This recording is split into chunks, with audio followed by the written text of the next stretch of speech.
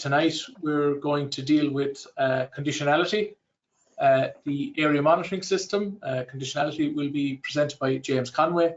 The area monitoring system after that will be presented by Eoin Dooley. Associated with that is the agri-snap app to take geotagged photos. Stephen Carberry is going to present that. And we will also have a presentation on the protein aid scheme and the strong cooperation measure, and Geraldine Howard will give that presentation. What I propose to do is to go through all the presentations and we'll take questions then after that. The session is recorded because we will be putting these up on the website so people can go back over the presentations if they've missed something or whatever. And I'd ask that you put your questions in the questions tab, not the chat, so that we'll be able to see those. Without any further delay, what I'll do is I'll hand it over to James to deal with conditionality, which is a replacement for cross-compliance. Thanks very much.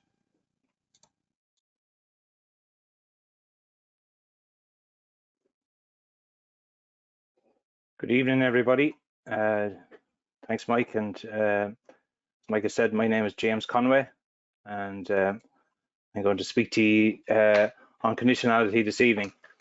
So my presentation tonight will cover three aspects. I'm going to put conditionality in context. This is conditionality in the new CAP regime and our CAP strategic plan.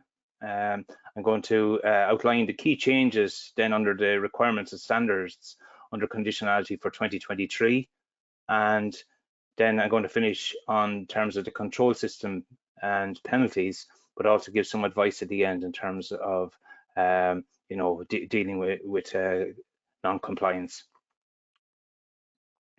So what is conditionality?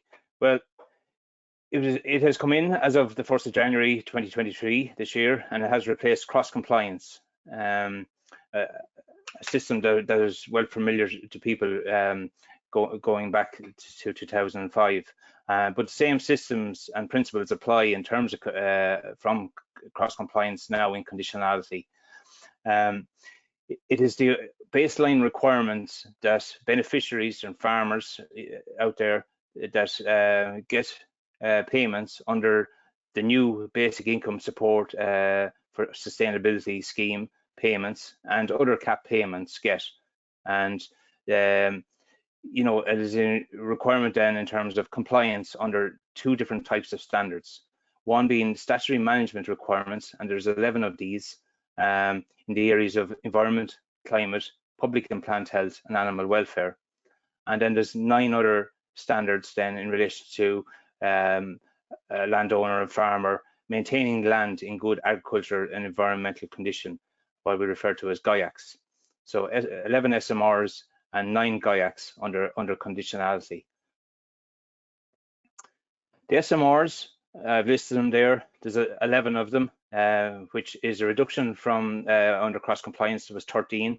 So there is some changes in numbering, and I've highlighted in yellow there 2 of the new ones under conditionality.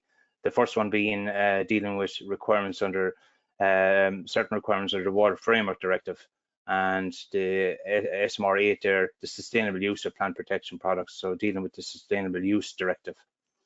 We'll get into some more detail on these as we proceed through the presentation. The GIACs then, as I said, there's 9 of these.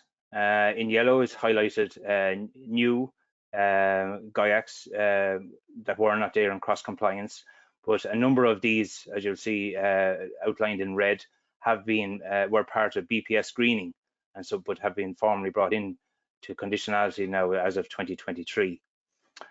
So again, I will go through the key changes under the GIACs for 2023 as we proceed. So starting with the statutory management requirements and the SMRs, and they're in 3 different areas. And the first area is under climate and environment, and the big SMR in this area is on nitrates, the protection of waters from pollution caused by nitrates. And the requirements under it come through the GAP regulations and the 5th Nitrates Action Programme that was agreed and adopted last year. And the requirements for 2023, what's different here is, you know, in relation to buffer zones, prohibitive spreading periods, use of low emissions slurry spreading. So in terms of buffer zones then, in terms of distances from crops from water courses, in terms of application of fertilizer, it's an increase of 2 meters, from 2 meters to 3 meters. Likewise, in terms of leaving an uncultivated, unplowed, uncultivated buffer zone for non-grass crops alongside water courses, that buffer is increased from 2 meters to 3 meters as well. And there's a further increase to 6 meters in the case of late harvested crops in the part of the field that slopes towards the water course. So along that margin that slopes towards a water course for late harvested crops. In terms of the extension of the prohibited slurry period for 2023, there will be a 21-day prohibited period in terms of the soil water in December, from the 10th of December to the end of December. And in terms of slurry, the prohibited period for spreading starts on the 1st of October. So that has been brought forward. The use of low emission slurry spreading then is an absolute requirement in terms of in 2023 for on arable land in receipt of organic manures, or the alternative is for that organic manures to be incorporated within 24 hours, in which case then the less equipment is not needed. It's also less equipment is also needed if you are spreading pig slurry, or where your livestock, if a livestock farm is stocked above 150 kg of nitrogen per hectare. In 2023, then there's also a need for valid soil samples if your stocking density is greater than 130 nitrogen per hectare, kgs of nitrogen per hectare, and on all sown arable land. And late last year, there was a requirement that came in terms of stubble cultivation post-harvest. So that is there going forward as well.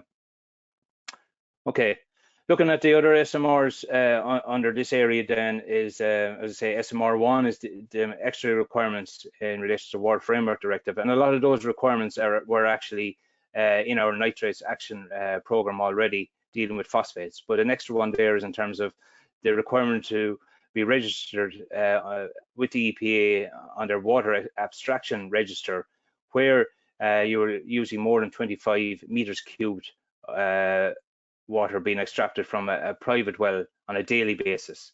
So an example of this may be where somebody had 200 dairy cows.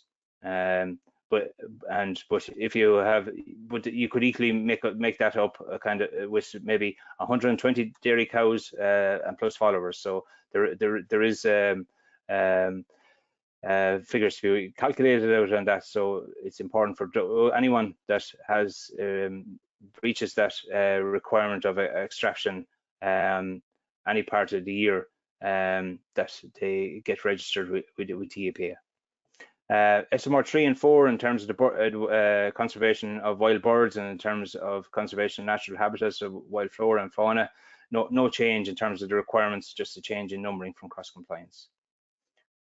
The second area then is in relation to public health and animal health, and a number of these SMRs were there before, so there's little change, but the key change is in relation to SMR 8 in terms of the bringing in of the Sustainable Use Directive within conditionality, and some of the requirements under here will would have previously been dealt with, or non-compliance to them would have been dealt with under fixed penalty notice, but now will be dealt with under conditionality. So extra requirements there on conditionality in terms of being in terms of sprayer calibration and testing, sprayer calibration annually, sprayer testing once every 3 years, and someone using plant protection products that you're registered as a professional user, that you have a professional user number. Okay, the third area of SMRs deals with animal welfare. So we have SMR 9 and 10 and 11, but these minimum requirements in terms of welfare are all carried forward from cross compliance. So no change, just a change in the numbering of the SMR. The notable big change in terms of what's gone from the SMRs from cross compliance is that identification and registration of cattle, sheep and pigs is now not part of conditionality.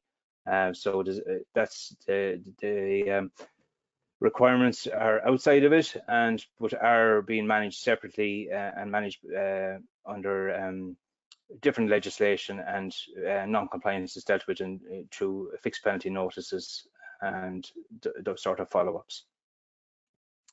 Looking at the GIACs then, in terms of the key changes, and just focusing on the ones then that have the change and that are applicable for 2023. GIAC 4 is in relation to buffer strips along water courses, so it ties in with SMR1 and nitrates. Again, here looking at, we're seeing here an increase in the buffer zones, increase to 3 meters. And in relation to the grazing of non-grass forage crops, where these are grazed, your catch crops, there must be a 4-meter buffer strip along water feature boundaries.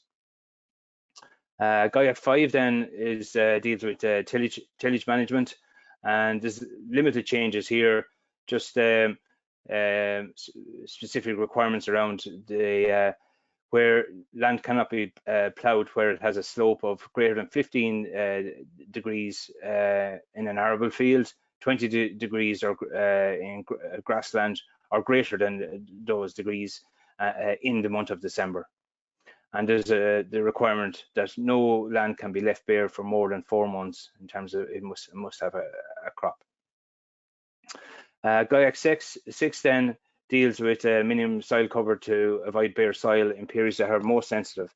And here we have the coming forward of the requirements in relation to dealing with poaching and rutting issues on land.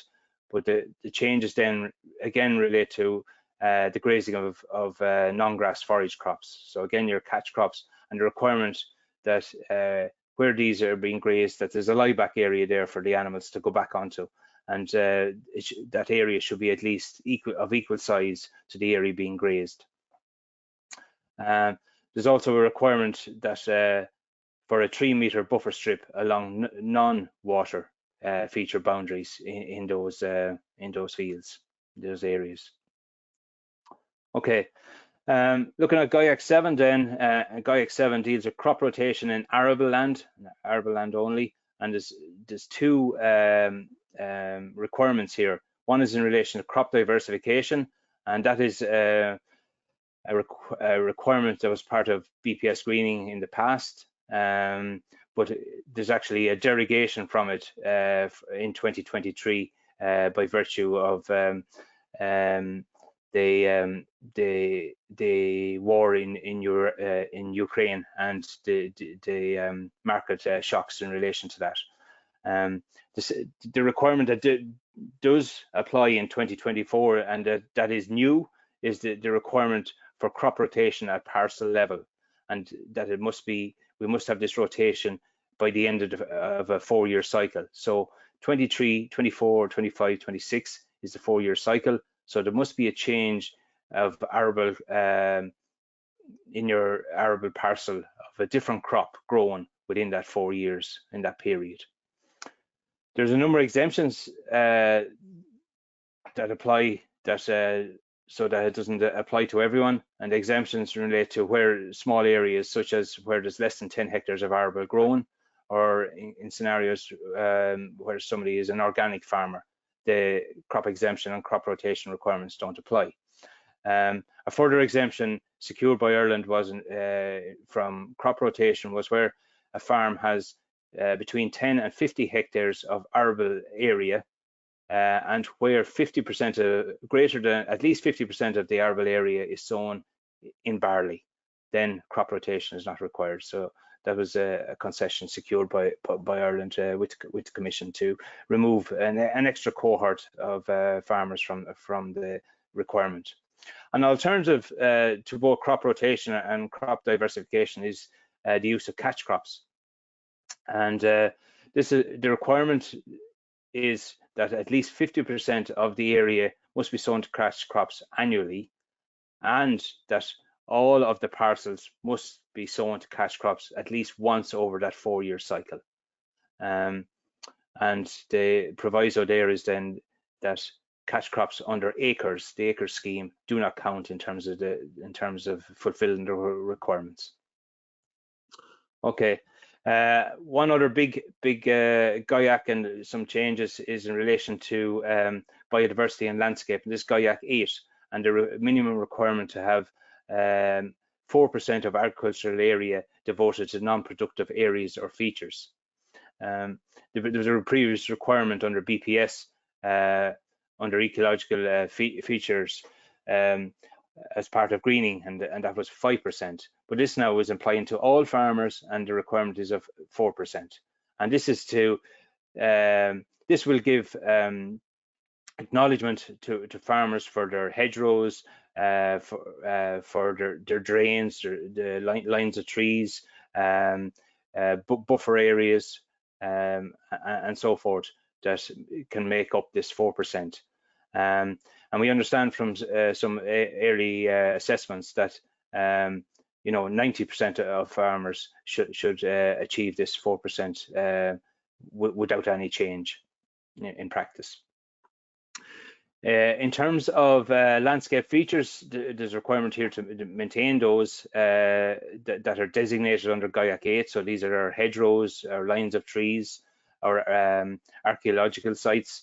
And added to the list as of 2023 is ponds to a maximum area of 0.2 hectares is now considered a landscape feature. And in terms of hedgerows, hedgerow removal is not allowed and are only allowed in exceptional circumstances. These have been defined. And in advance of removal, where it is these exceptional circumstances have been met, twice the length of the removal length must be planted in advance of the removal. So that is an increase from cross compliance of a doubling of the length, and it must be planted as close as possible within the holding. So they are the key changes under GAIAC 8. The rest of them are brought forward from cross compliance. In terms of controls, I suppose there's a requirement in the legislation that the Department of Agriculture must select at least 1% of CAP beneficiaries for a full conditionality inspection annually. And there is a requirement under the legislation that 20 to 25% of these of beneficiaries must be selected at random, and the rest is based on a risk analysis basis.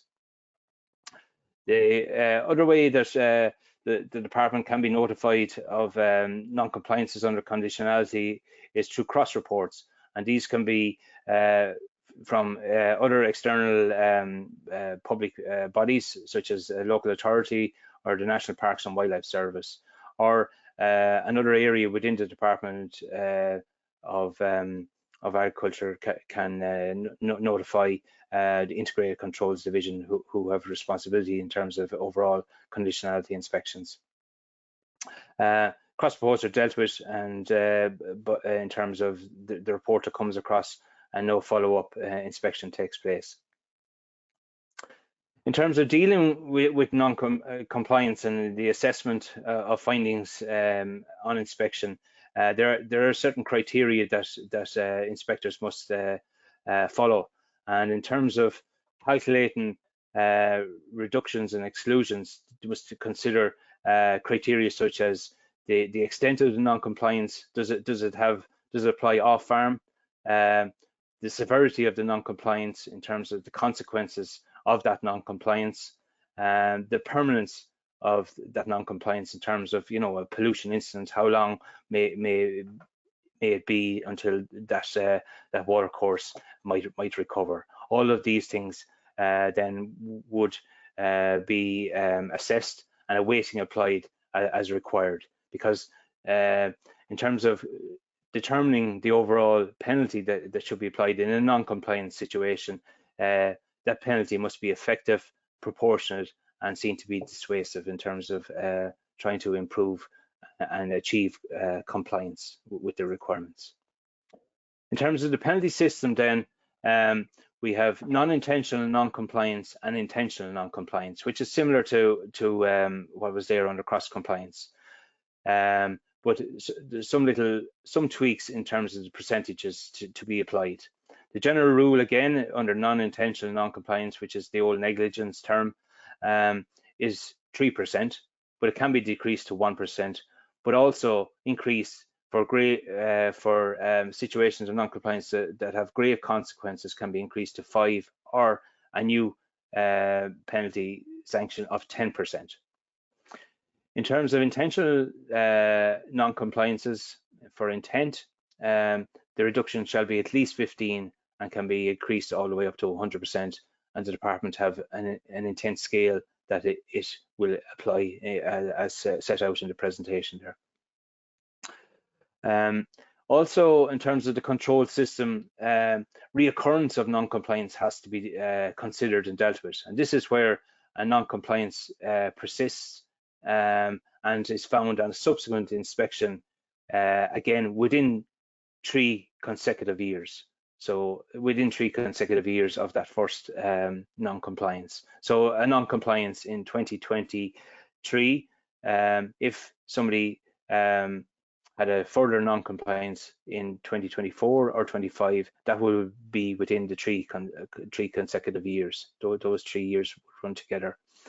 And where a non-compliance or a reoccurrence of a non-compliance is found with that same standard or requirement at the specific non-compliance level, that sanction must be increased, and it's increased at a graduated scale in accordance with the EU regulations. Okay, so in terms of some advice then, because I suppose I have touched on penalties and that, like, you know, but where hopefully the vast majority of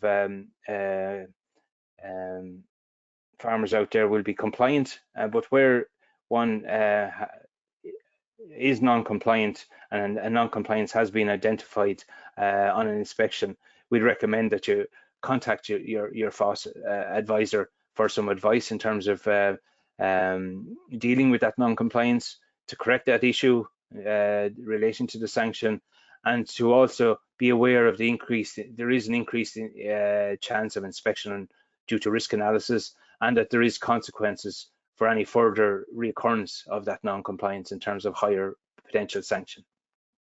Finally then, I suppose if somebody is genuinely dissatisfied with an inspection decision and may have new information that would be useful in terms of determining the situation with that, they can present new or additional information to the district and superintendent within 2 weeks, and there's some further opportunities then in terms of seeking a review to the department, and furthermore in terms of the Agricultural Appeals Office. Likewise, in terms of if somebody has a complaint in terms of the manner of how the inspection was undertaken rather than the actual decision found, they can contact the Department Quality Service Unit. So that is it in terms of my presentation on conditionality, and just to say that further details is available on the government website at that link there, and there will be a new explanatory handbook on conditionality replacing the current cross-compliance booklet will be available there in the next couple of weeks. Thank you.